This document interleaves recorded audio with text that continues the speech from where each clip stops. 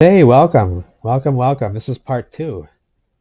This is part two. We get back into the collection here, the views on the Upper Mississippi River. Before that, though, in the first set of photographs we looked at in part one, we saw some anomalies pertaining to the electricity specifically. In particular, we're talking about the electricity. So let's take a look at what they tell us about electricity before we jump back into the photographs.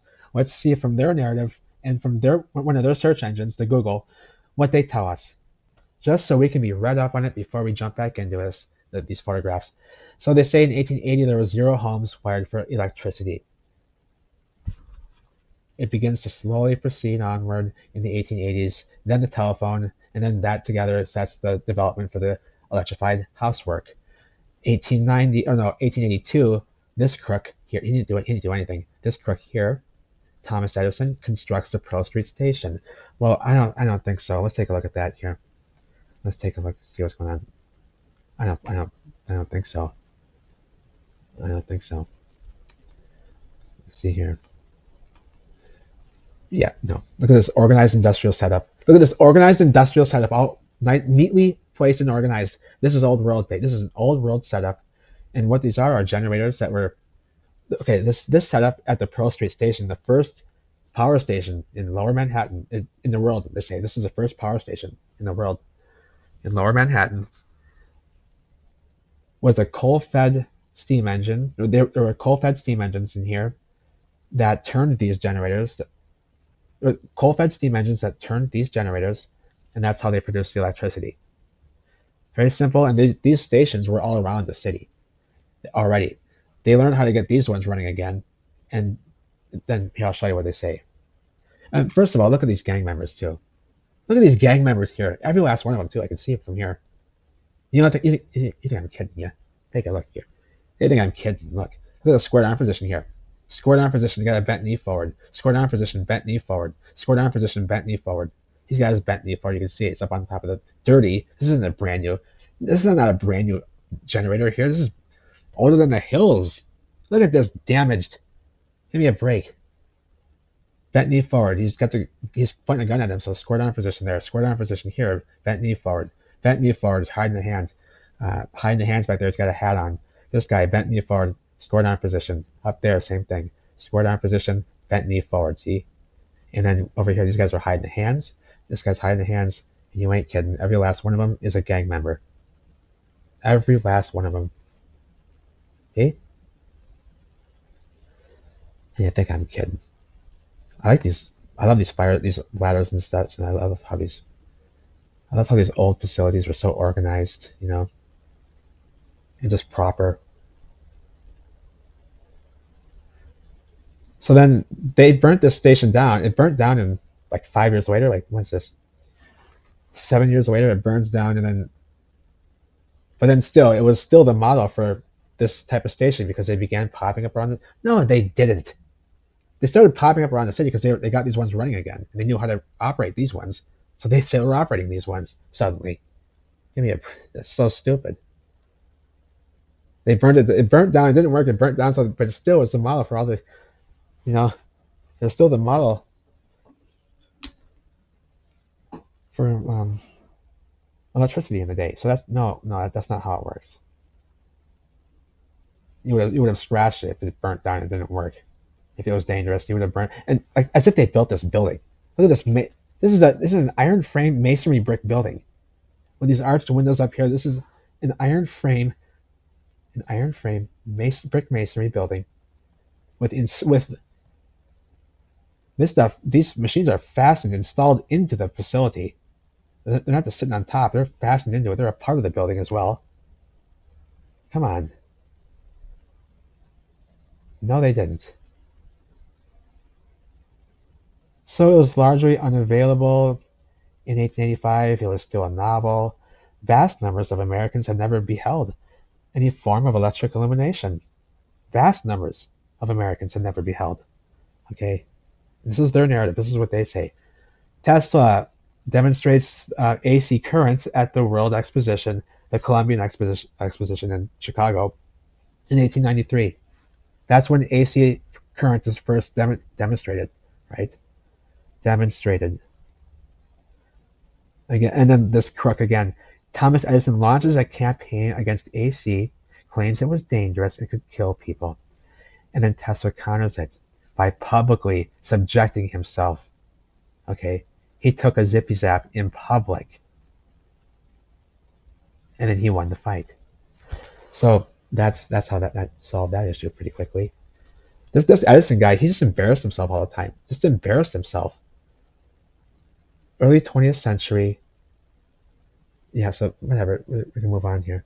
Yeah, the first transmission. Okay, this is ridiculous. Get this. The first electric power transmission power line, gets installed where? Portland, Oregon. Yeah, right. Where the fuck is Oregon? Exactly what I was thinking. That is exactly what I was thinking. Where the fuck is Oregon even? Where is Idaho? No one knows where Idaho and no one knows where Oregon is. And frankly, nobody cares. I think I drove through Idaho one time, stopped to get something to eat there. I was going through Yellowstone, like maybe that Waterton. I think that's what we were doing. We were going from Yellowstone to Waterton National Park, and we drove through Idaho or something like that. Got stuck or got lost or something, and it scared the living daylights out of me. Scared the living daylights. I said I will never come back here again to this state. I said I would never. Spooky. They scared the bejesus out of us. I'm not kidding you. I think that was Idaho. Maybe it was Utah. I don't know. They're all the same. No one knows where they are even.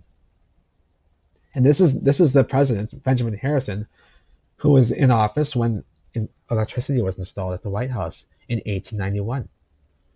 1891, Benjamin Harrison has electricity installed at the White House. Only half of homes had it by 1925. Most people were still using gaslight and candles. 1891, electric lighting was installed in the White House, but only by means of 2 generators. So it had its own battery. It wasn't like via transmission lines, like power lines that came into the building. They had generators inside, in-house. And yeah, that was September 14th, 1891, the White House, during the presidency of Benjamin Harrison. Okay. And I think that's where we're going to leave it for that. That's good, yeah. Now we've covered that. We're read up on the facts. We can move forward. Well, almost read up on the facts. I want to quickly just cover the telephone and telegraph, because because we saw power lines. They're power lines, and I know people are going to want to say, "Oh, the telephone wires, the telegraph and telephone." They're not. Believe me, they're not telegraph wires. Okay. What is this? Lower Manhattan? This isn't Lower Manhattan. We're talking about the middle of nowhere out here in Minnesota, in the northern central plains, the middle of nowhere. They aren't telegraph wires for damn certain. There was only one telegraph service in Minnesota, and that was in Minneapolis and St. Paul. There were a few different branches, but there was one main line that came in for telegraph service into Minnesota ever. And let's see here. So, first telegraph line in Minnesota opened up in 1860. So, the first transatlantic cable was laid down in all the way to England, and then but then the phone was invented 6 years later, and pretty much rendered everything telegraph obsolete. So the telephone comes out. Here's some renditions of the early telephones. They're not. They're all the same. They're all the same era. They're all old world designs. They're not. This isn't 1875. That's bullshit. These could all be the same. The same time period. The same. We don't know. They're all stuff from the same people, not us. There was a couple of things in here I wanted to just quickly touch on. So now they're putting in some telephone wires. Not many though. So Minneapolis has 53 subscribers only, primarily business subscribers to telephone. They didn't have many people using phone. 1891, that's about the date that we're talking about. So Minneapolis and St. Louis Park, they want to retain the ability to erect telegraph and telephone poles. So they're just starting to do this. They have a plant that's just been completed. And they say completed, not, yeah. So in 1905, 8% of homes had telephones. In 1905, only 8% had telephones. That's a good place to leave it right there. That's good enough. That's good enough. That says that says it all right there.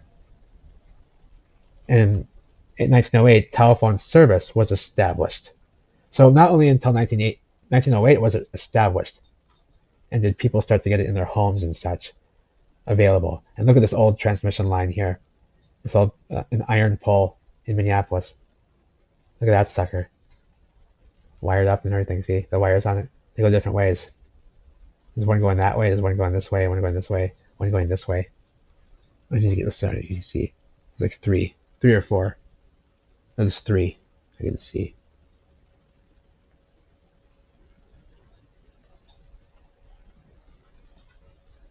I'll tell you what, that house ain't around no more. Or at least the top of it ain't. At least the top of it ain't no more. Took all that prettiness off of it. What is that build? That's a build? That's a church or something. Or maybe it's a house. Maybe a house. But yeah, that's one of the old iron poles.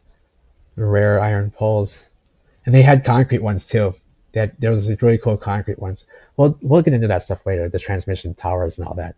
I got some cool stuff I've been looking at. And some areas I want to go research. Because I found some of these things in the water, constructed in the water, in lakes and stuff, really weird places.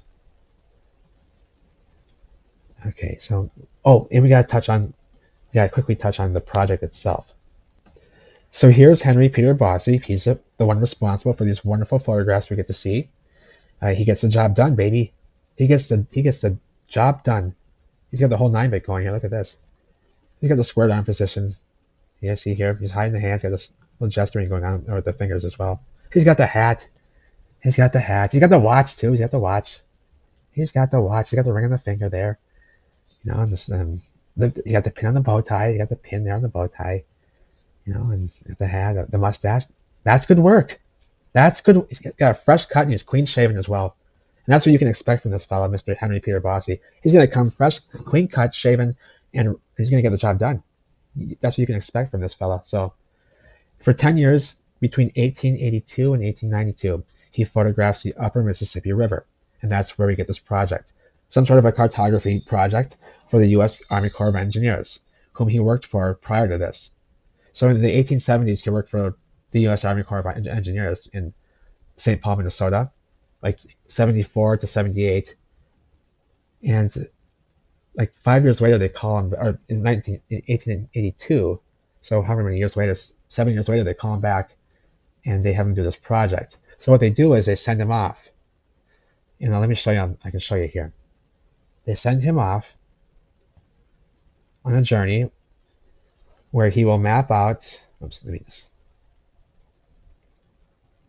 where he will document what he sees along this route, which begins in Minneapolis at the hydro dam and ends 25 miles north of St. Louis at the confluence. And also he goes into these states, so into Minnesota, into Wisconsin, into Iowa, into Illinois, Missouri, these northern central plain states. He goes into all these states along the route as well, far into them, and only to get to these bluff structures, which how these folks knew that he was going to be able to have these picturesque views, picture perfect views of these bluffs at each and every one of these sites in no man's land, boggles my mind. It just boggles my mind. I don't know how you could have known this. Not even with their, it's too much. How would they have known that?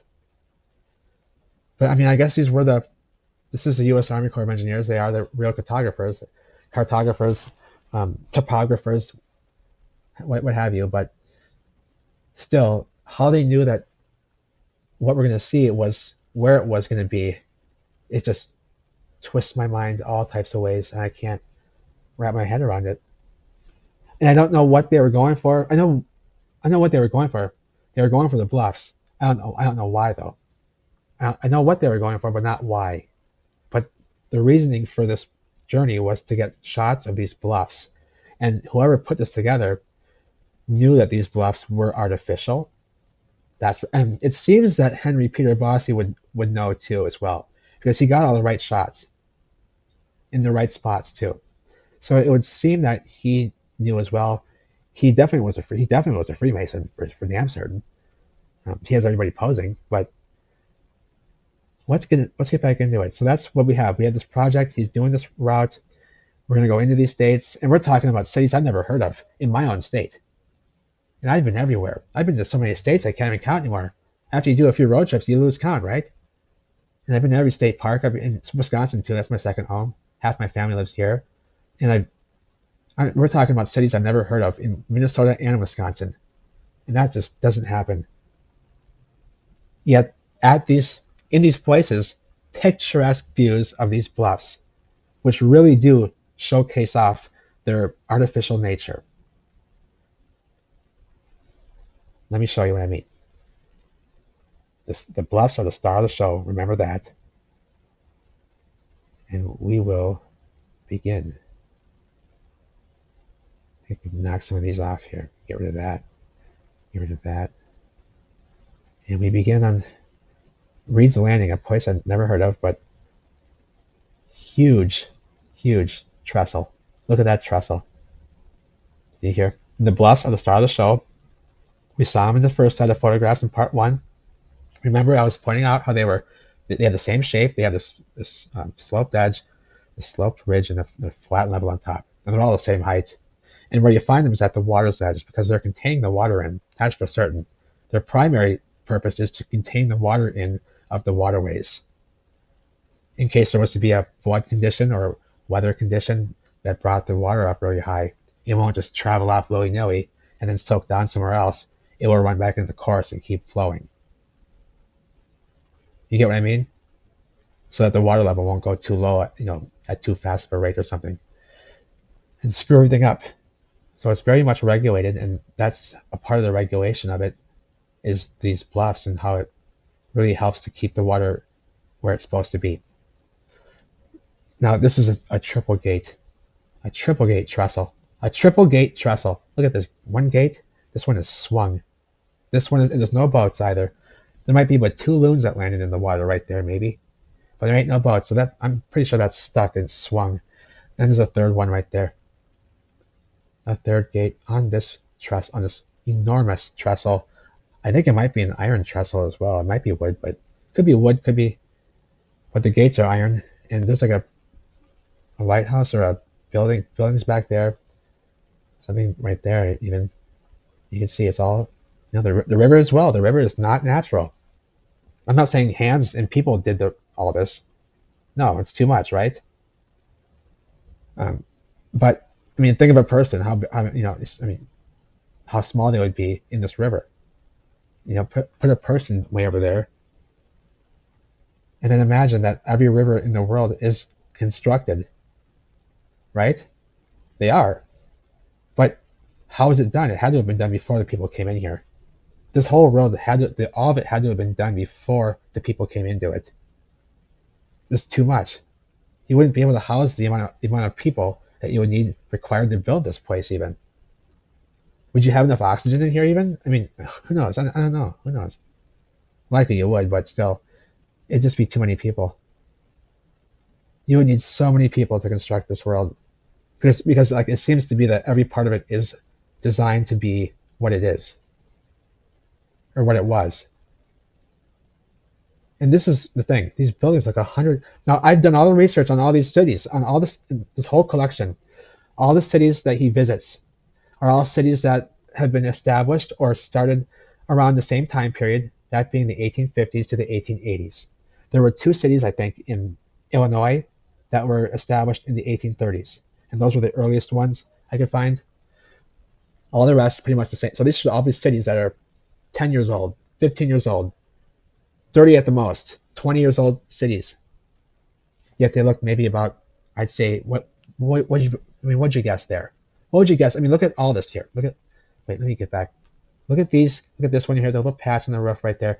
Look at all this. What would you guess? I'd say maybe, here's my guess. I'd say 370, 375-ish, I'd say, years old. Missing door right there. I'd say about 375, given out the way it looks. Now, that's a conservative estimate as well. I think I say about 350 years old. You got power conduit running along the whole length here of the waterfront. See, power conduit, 1885, before the White House, right? That's before the White House had power.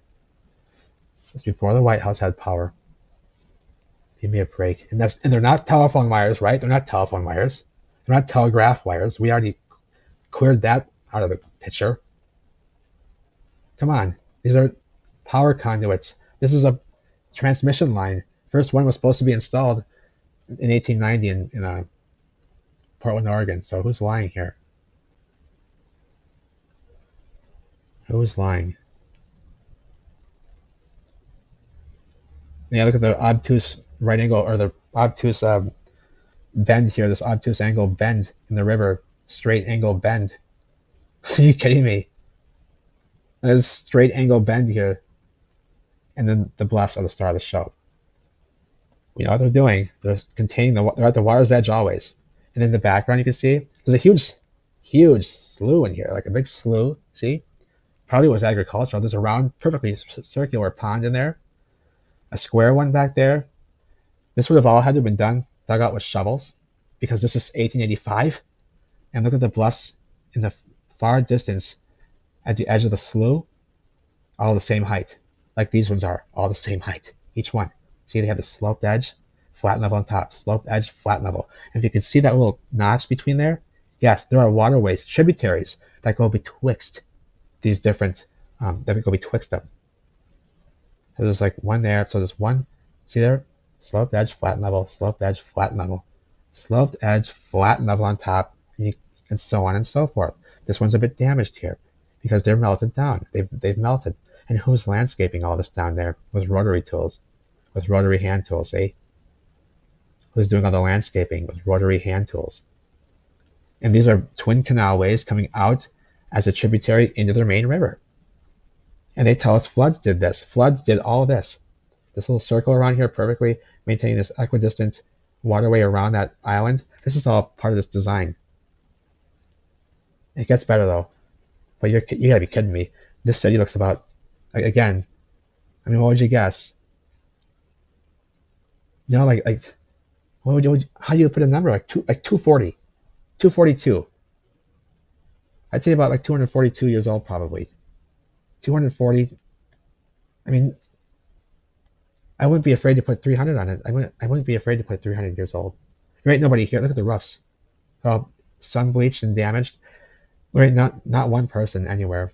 And they're very close together. See how close they are? Eh? So that would indicate that there's not any horses around. There's no place to have a horse out there. There's no vehicles in this town either. But there is a railroad, and they seem to be using the railway in this town. They're using the rails and the water in this town. And there ain't but one boat, and it looks like they're all dead. And they're all dead. And every house and every building is coordinated perfectly and directionally perfectly. See? So that it looks nice and organized and not like a mess. There's one that's kind of off right there, but those are the only two right there. But they're both at the same angle though, see? They're kind of at a cross angle, but they're at the same angle. But yeah, this little house here has something else going on. I don't know what they were doing. But the rest of it is all the same, directionally perfect. See? And they got power lines down there, running all down the whole thing here. See? All these power poles. All the way down. Right here, see? All the way down. You ain't kidding. 1885, not supposed to be power poles. They haven't even lit up the White House yet. Yet they're running transmission lines here before they said they did in Portland, Oregon, where the first one was supposed to be. And here's the money shot. Watch this. Tell me it's natural. Look at this. Tell me this is natural. Look at each bluff. Look at each bluff. And in the distance, they're all the same height all the way across as far as the eye can see. You hear, eh? Well, the same height at the water's edge too, containing the water in so it can't travel off willy-nilly and soak down somewhere. It will stay in the waterway and keep the water running and flowing. Look at these right angle bends. Look at this one. Boom. The next one, here, straight edge, right angle, boom. Next one, straight edge, right angle, boom, and it leaves that way. Look at the bluffs on this side where he's standing. He's on the third one back. They each go back further and to the right. And the one he's standing on here, which you can see this right angle in the bricks. See, and it's all mangled out right there. But he's on the third one back, and it's even further back and more to the right than that one is. See. And that would be what it looks like on that side. If you were on that side looking this way, or looking at that side, it would look just like this does here. If you were over there, see? Look at this. Sloped edge, flat and level on top. There's likely a waterway. There is a waterway between it, see? Sloped edge, flat and level, waterway between. Sloped edge, flat and level, water between. Sloped edge, flat and level, and there's a waterway between. Same thing with this one. Same shape, waterway between. And you can damn sure be betting this one's doing the same thing. Okay. There's an antenna out there too. That's in the shot, right? Yep, there's an antenna out there. Something on that little island right there. 2 antennas or something. Yeah. And maybe some buildings out there even. Some structures on those islands. Yeah, and there's landscaping. Look at the landscaping. Squared landscaping. Hand rotary tools, eh? Who dug out these all with shovels? These perfect, this is all, look at this. It's all been worked. We've pulled bricks with stamps out of these same bluff structures on the Mississippi River in St. Paul. I have the videos on my channel right now. Multiple times we've pulled bricks with stamps out of these same, what they call natural bluffs along the river in St. Paul and Minneapolis. And here they are, as artificial as can be, evenly spaced out, a part of the infrastructure.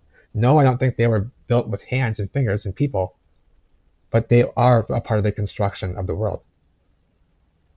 I think it was done before the people came in. Where they came from, I don't know.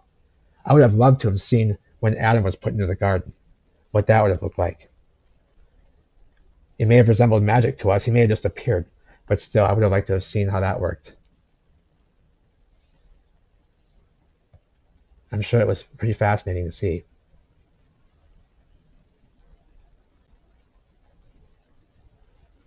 As they say, the angels of heaven rejoiced and sang and rejoiced at the creation, at the completion of this place. That's how glorious it was. That's how glorious it was. It said it mirrored heaven. This is some build-outs for logging operations, and the logging operations were an absolute mess after the event. The whole river, from the headwaters all the way to Missouri at least, were completely littered with logs. Entire logging operations just fell into the river and went floating all down river everywhere and made a mess. So that was one, and there still are today even. There's still logs out there that got caught all over the place. And they're old world, from old world logging operations too. And you'll see in a moment. The bluffs are the star of the show though. See the bluffs at the water's edge. That's what they're going for. I don't know why, but that's what they're... Here's the logs. Look at this. Look at the mess. Yeah, not an 1800s logging operation out here looking like a mess like this. No way. No siree, Bob. No siree, Bob. Look at this mess. And they're all bleached too. They are bleached. I thought they were. Maybe it's just mud on them. I don't know. They look sun bleached, like they've been there for some. Yeah, they've been there for some time. Look at those two. They are sun bleached. They've been there. And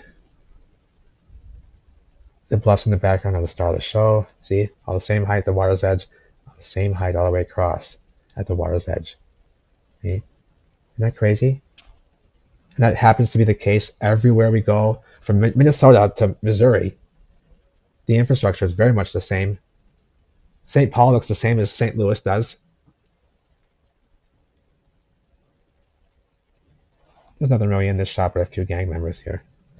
A couple of gang members here hiding the hand, got the hats on. Sun is high, sun is bright. Not much here, but the bluff is the star of the show. The bluff that he's pointing at. See? That's the star of the show. That's why he's pointing at the bluff. Something about the bluffs. I don't know what it is, or why, but I know that's what it is. This one here, put a date on it. I mean, put up an age on it. How old do you think that one is? I mean, this one, I'd say maybe like 400 on this one. I'd say like maybe like 412.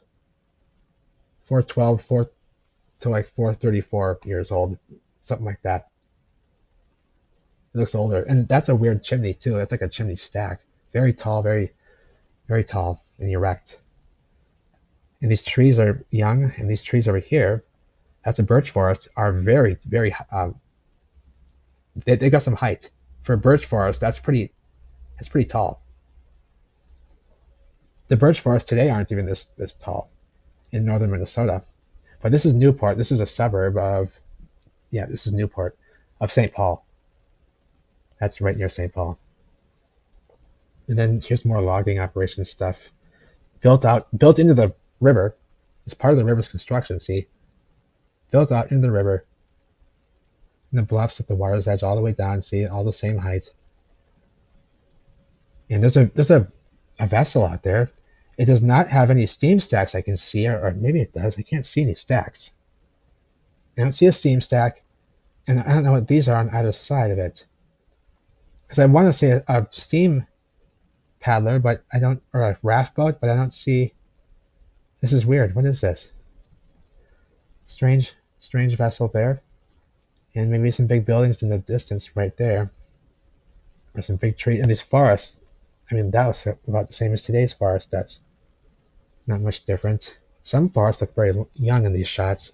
Some look the same, which makes no sense to me at all. I don't get that. Oh, here's a better shot of that first image we looked at. So this shot is from further back. You can see he's up on one of the bluffs. You can see there's one in front of him there, and see how they're all same height all the way down to the water's edge. See, all the way down. There's a square. Look at all these right angles in here. Look at this little waterway, this little canalway. Right angle there, and it goes out into the waterway. Yeah, who did all that with shovels? Who did all that with shovels, and who put this bridge in here with shovels and that type of equipment? Ropes and pulley types of equipment, eh? And built these structures with all that stuff, you know? These beautiful buildings. Big buildings, baby. Big buildings. Look at this. This is all part of that facility right here. This is all the front of that building. I think it's connected too. Beautiful buildings. Big buildings too. These are big ones. All of them are like 3-story. All of them. Pitched roof buildings. Beautiful town. And you ain't kidding. It's all a part of it.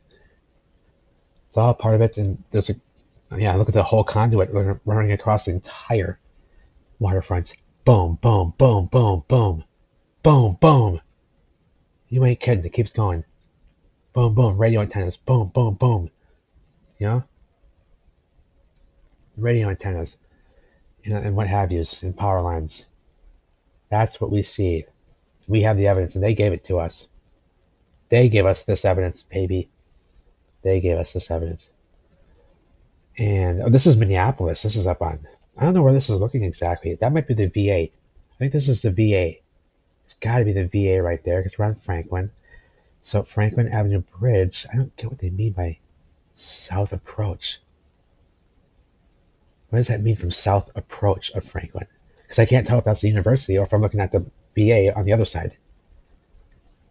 Because both were here in the old world, so I don't know which campus it is. There's 2 campuses on either side of the river. One's on the east, one's on the west bank. But look at the power lines, though. Look at the power poles at cock angles. Yes, they were straight at one time. Now they're damaged. They're at cock. Look at this cock angle. Sausage angles. Look at these damaged. And all the way through the whole city. Power lines, power lines, power lines. Trees are a little bit younger in the city area. And along the river, a little bit younger than today. But still. Oh, power lines here, power lines there. Big buildings, too. I don't even know I don't know what we're looking at, dude. I can't register what these are, these big pitched roof buildings. Big 3-story pitched roof buildings. If they're even, they've got to still be there. What am I looking at? It's going to trip me out when I find out what this is. I know it's going to trip me out because it's going to be there still. I feel like. And I don't know what this little structure is right at the edge of the. There's some sort of a thing here for something on the river. fastened right into the side of the canal wall. And see how this is perfectly risen up above here, as if this happens naturally, right? Look at how the city up here is risen up on the bluff, and how flat and level it is all the way across. See? Right? Yes. And we've gone into these bluffs. There are structures inside of the bluffs, utilities and plumbing of the cities above and such, and different stuff that we don't even know what it is really. A lot of it's just like runoff and such as well when there's a city on top, and it's just really cool. It's just obviously all just one prefabbed. Everything was prefabbed. I'm telling you.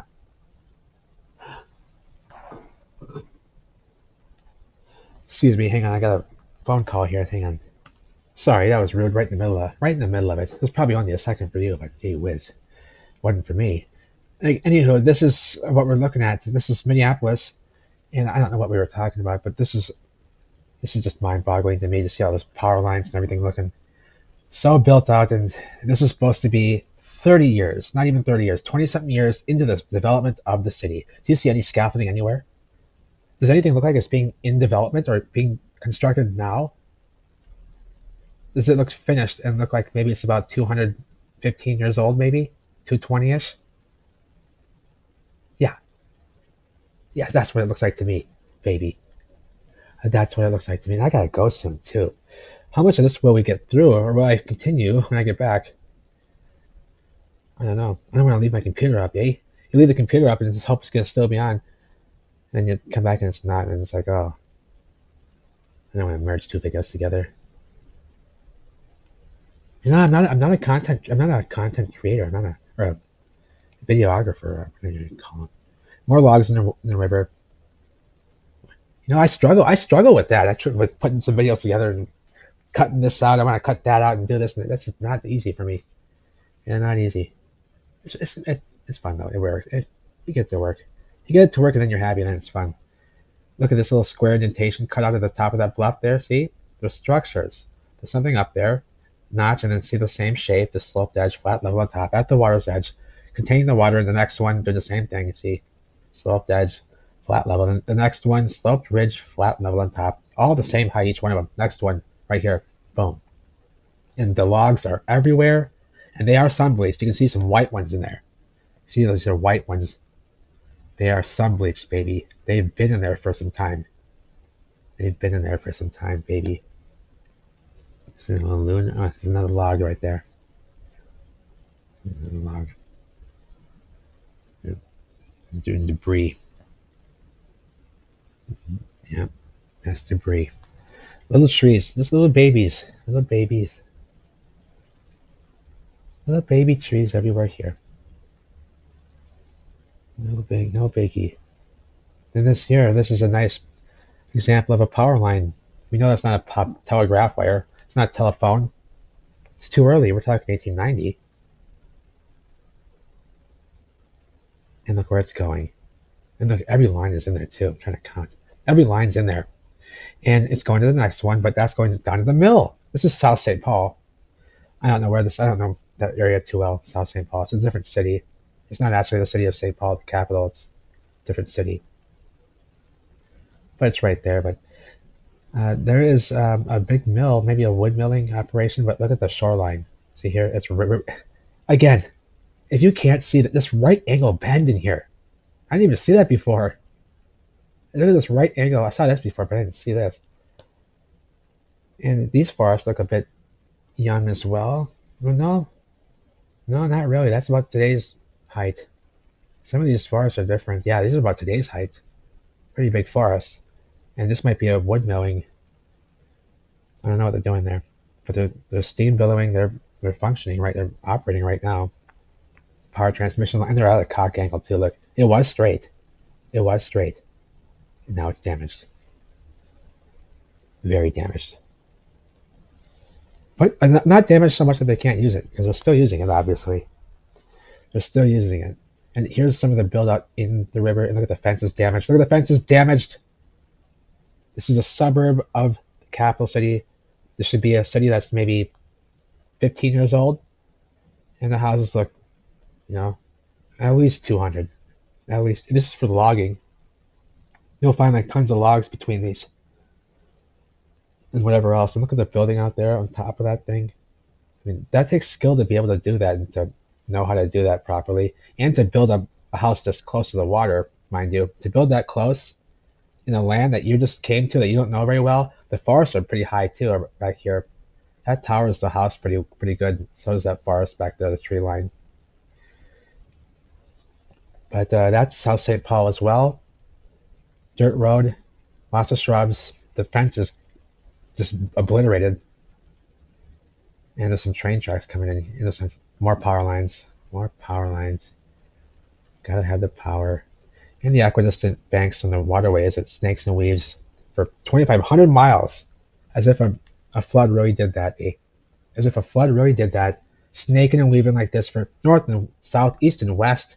Doing loop-de-queues and twisty-queues and whatnots, and a flood did that. That means just the ice, the rocks, the water had to have done all of that. Made the tight turns, each turn, every twisty queue, and had to keep their momentum going. Get that? The floods kept their momentum going as they carved out rivers. Have you ever seen a flood carve a river out? We've seen lots of we've seen lots of coverage in our days, have we not, of floods? Have you ever seen one? Have you ever seen one leave behind a river? Have you ever seen that happen? No. I've seen rivers divert themselves for a temporary moment of time. In like a flood condition, all of a sudden now, like for example, flood condition, all of a sudden now this trackway wants to become a stream because we got too much water now. It's traveling down this way and it's draining out somewhere else. But that's temporary, because what happens is when water is where it's not supposed to be, it soaks down eventually. It just soaks down. In the river where it's meant to be, where it's been designed to be, where there is silt preventing the water from draining down, the water will stay. But when the water is out here, it just soaks down. And if you have high bluff structures like you have on these waterways, you have high bluffs. If you have a really fast, rapid rising of the water, it will just drain back down into the waterway, stay there. See? There's always big stuff in the background. Yeah, there's always huge, like way back, there's always huge. And the bluffs are always the same height all the way across. That's a building right there. I think, or are those trees? They could be trees. No, those might be trees. That's something weird. I don't know what that thing is. And that's dead. Yeah, he's looking dead at it too. What is that? It seems to be in the shot. And very big, whatever the hell it is. Maybe just a mark on the photograph, but Davenport, Iowa. Oh man. I love this. I love Davenport. And this is flood conditions, major flood. The river is over. Come the banks. And look at the power lines everywhere. These are power lines, so we know how they were powered up, right? We know how they were powered up. Hydropower, yes. The rivers. The hydropower. So, I mean, we have these great ideas. And I'm not saying that, but I don't see evidence for anything else but hydropower and being powered up via that type of grid with power lines. Running power conduits, underground power conduits, and above ground conduits like you see here. And that's what I see being utilized in the old world, worldwide, and the evidence still left behind and was still being used in some cases, but left in ruins in every city is their hydro systems. Left in every major city in ruins is their hydro systems. They were running hydroelectric power in the past, coal power as well. I know people want to think the electricity was from the bricks and all that, and from the ether, but where's the evidence for it? I mean, I'm not saying it's not a bad idea, and I'm not going to dismiss it, but until I see evidence for it, I'm not really with it. I mean, I'm just going to stick with the evidence, like my guys over at the Nest say, just stick with the evidence. Let's stick with the evidence. And that's what I'm going to do. I'll stick with the evidence. I see. If I want to say, if somebody was to ask me how are they powering the buildings up in the past, somebody that didn't know, well, I'd say I know for certain they were powered up via a hydroelectric power grid. Through many different hydro pumping stations, they were able to distribute power, massive amounts of power, just like we do today. As a matter of fact, we use a lot of that same stuff today. A lot of it is the old stuff today, especially the huge transmission towers. But I don't see, I mean, you see this up here, this antenna right there. People think, oh, etheric energy right there. But where's the evidence for that coming in the building and being converted? How are the bricks being converted?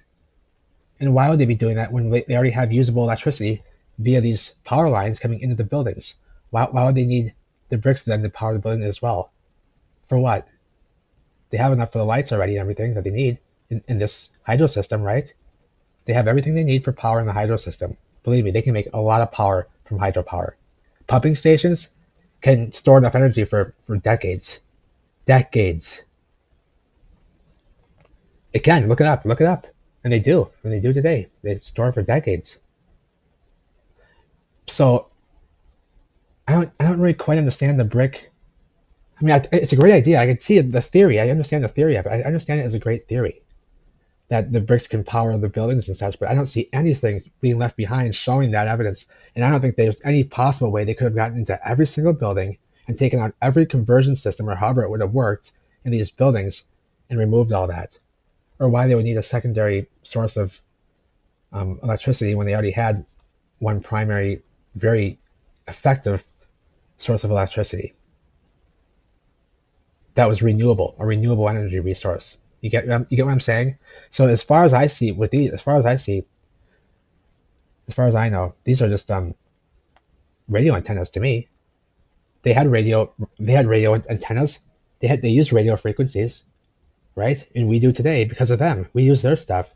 But they had radio telescopes, beautiful ones too, and observatories, old world observatories and radio telescopes. We still use them today. Their telescopes, they were so advanced. We still use those suckers today. Did you know that? There are many telescopes today that we use from the old world. And those were radio telescopes. So they had radio frequency, the knowledge of radio frequency. They had the knowledge of a lot more than we do, obviously. But I'm not seeing the evidence for the bricks powering the buildings.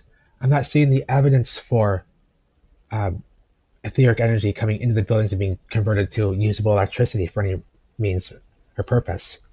And then people say, well, it was all wireless then. Maybe it was just wireless. Well, where are the wireless appliances? What did they power up that was wireless? The lights were all powered by electricity, you can see. And they had all sorts of lights. They had gas lights, they had all types of fire lights, and they had these, and they had it all going on at the same time. They had it all going on. But that's what I had to mention that because I don't really. It's a great idea. I'm not saying it's not so because I don't know. But I'm saying as far as I'm concerned right now, I haven't seen the evidence supporting, and I would like to see it. If anybody has any great evidence supporting or showing, like a conversion system that somebody's found in a building, showing how the bricks are being converted to usable energy right there on the spot. Show me how that works. I'd like to know. I would like to know. Because I've been in many buildings, these old world buildings. I'm a ground researcher. That's what I do. I'm a ground researcher, investigator. I've been in many of these buildings looking for just this type of thing. I've had the opportunity to go through entire buildings and structures with permission and also just on my own in some buildings in ruins. I've never found anything that resembles any type of conversion from, like brick to usable or ether to usable electricity. I've never seen that before. So I'm just curious to where it's a great idea. It's a cool idea. I get that. I know that sometimes we can get caught up in what we want our view of the old world to be, or what we want our vision. I know sometimes we try to form fit the old world to our likeness sometimes, because we want it to be this grand and great place when really it may not have been all that great. And look what happened. They got absolutely destroyed. So something was wrong. Something was off, and it was not with the technology and the material things. I think it was with the people. Something was wrong. Something was wrong here for this to happen. An accident like this does not happen. Overloading your own energy grid. How does that even happen? How do you overload your energy grid? How do you overload it with too much? Like, I don't get how that everything works. Because you have to harness the energy first to overload it, right? I don't get it. I don't get it. Um, but these are questions that we have. These are important things to ponder, and it's good. It's always good to have that. It's always good to be. What's the word I'm looking for? Um, it's always good to have that speculation, though. That speculation is always going to be is where our that's what takes our minds into the right direction, um, often. But it can also lead us into the wrong way too. So that's why I like to stick with the evidence when it comes to this stuff. As far as I know now, these to me would be more like radio antennas.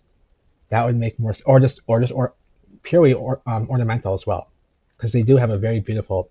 They throw a beautiful aspect to these buildings and structures. So I know that some of them look techy, and I'm not saying they don't. I'm not saying that that can't be, because I've seen that these can look very technological. The framework of them can look very technological, but still, no one's shown anything or presented anything yet that I've seen that really just hits it home for that one and just says like, okay, yeah, that's how they're converting the brick energy to electricity. But then why wouldn't we see it left behind in any buildings though? Why wouldn't we see that left behind? Why is it not noticeable?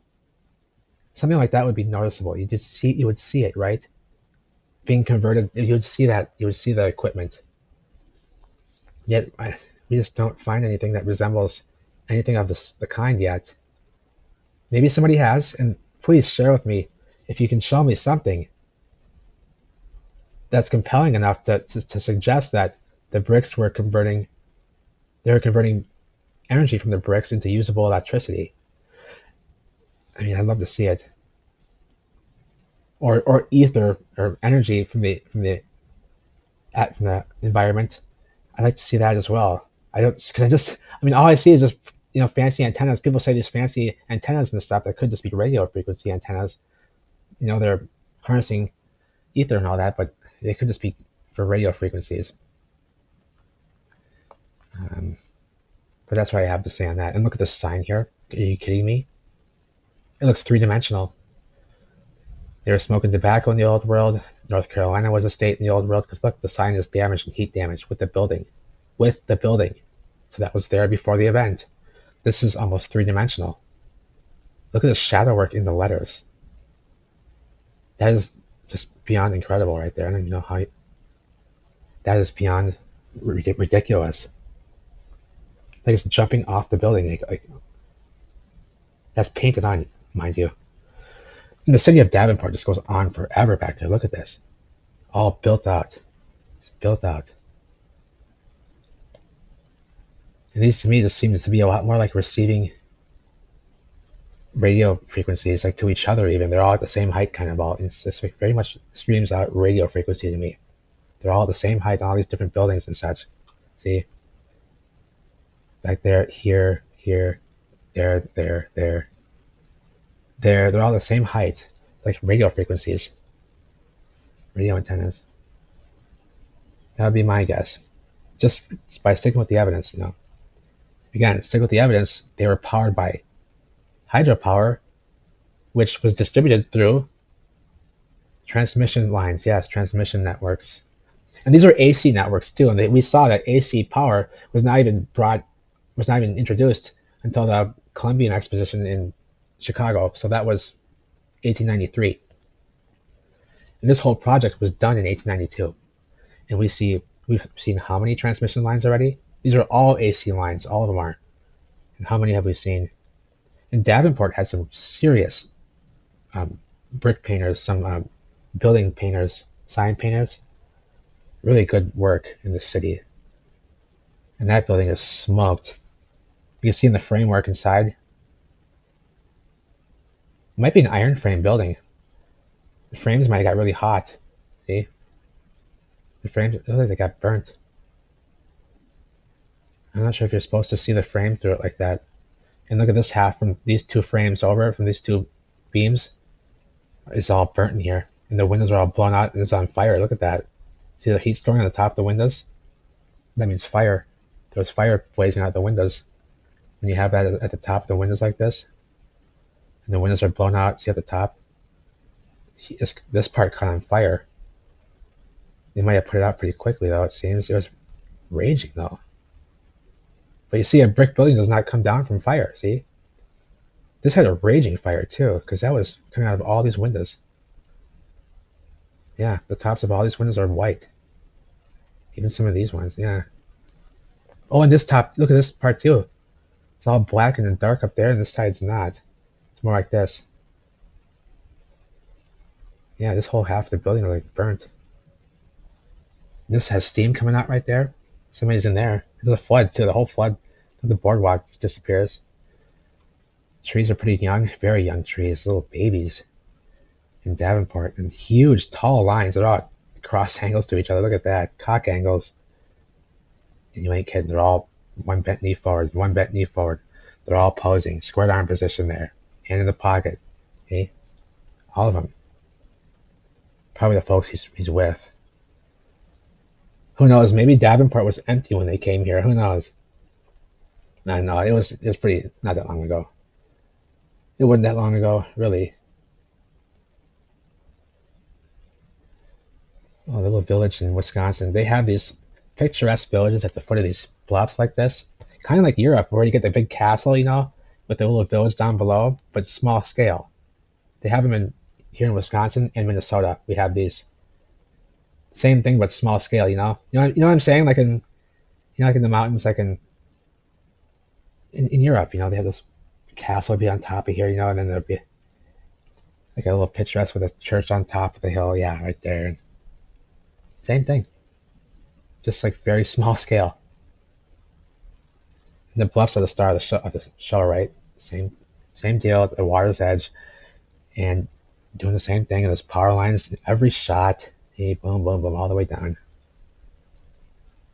Serious ones too. I mean, these have like, they're fitted for a lot of lines. Like you can run like 9 wires on here, or more. I mean, or more. Yeah, 12 or so. And there's a train right there too. Some cars, train cars, and the buildings are very close. The houses are close. These probably aren't houses right here on the railroad. It'd be too noisy. And there's some structure out there. It's all built out. And you don't do this. You don't build like this. Look at this. Way up there, really. Way up there. These 2 houses. And they did it perfectly. They pulled it off. Really.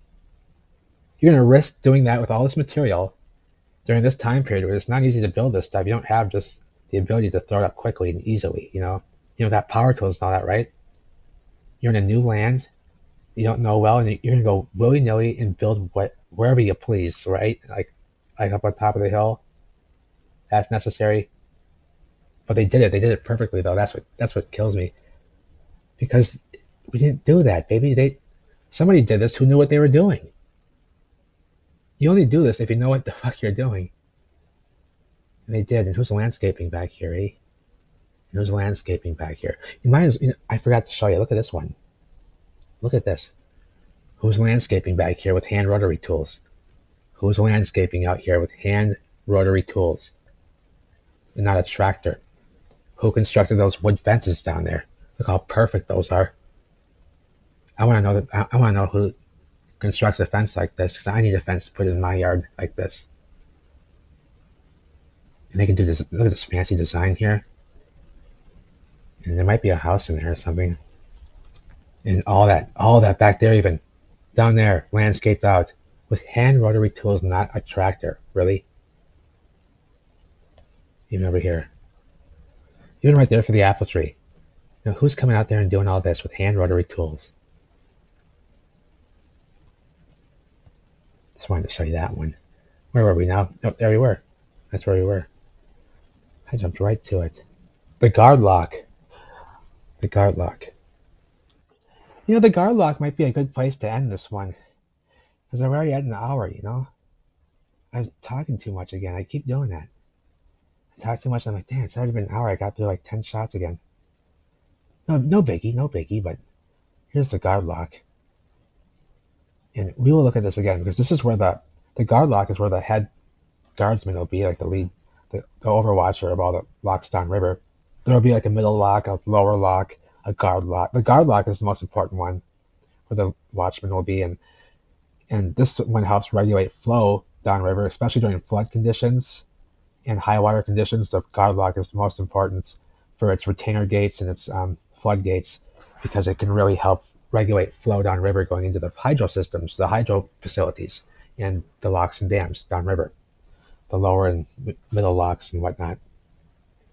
So it's all built out. Look how built. These are all brick canal walls with beautiful rendered cement, rounded over. That's not easy to do. And it's rounded this way, and it's rounded this way. See? It's rounded this way as it rounds around the bend. That's not easy stuff. And then they do it inward this way just to show off. That's ridiculous. That's just a boathouse right there. That's a steam paddler. A little tiny steam paddler there. There is a smaller one in one of these shots, like a pontoon sized. That's a little bigger right there. More like a yacht size, a small yacht, but there are some small ones in here, like little tiny little steam paddler. It's really cool. With like one little stack like that. Even smaller than this. And most of the boats I see in all these shots and in old photographs in my area are all powered. They're all steamboats. Nice steamboats too. But the Bluffs being the star of the show, we'll get back into this for a part 3 and probably a part 4. We'll just keep jumping into this until we're done with them. This is not all of them. This is only 50 that I had here all together, and there's another 50. But I gotta get boogie in here before it gets too late. I got some things to do, and there's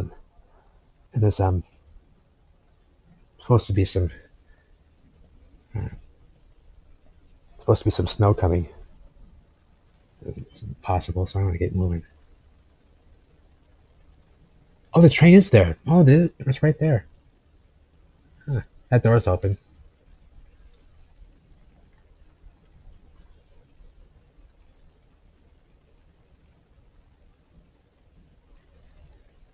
Yeah. See these things here? Those always like mark a gate. There's a gate right there for that slackwater pond. And just look at the wallage going all down here. There's masonry walls too, mind. It's not wood.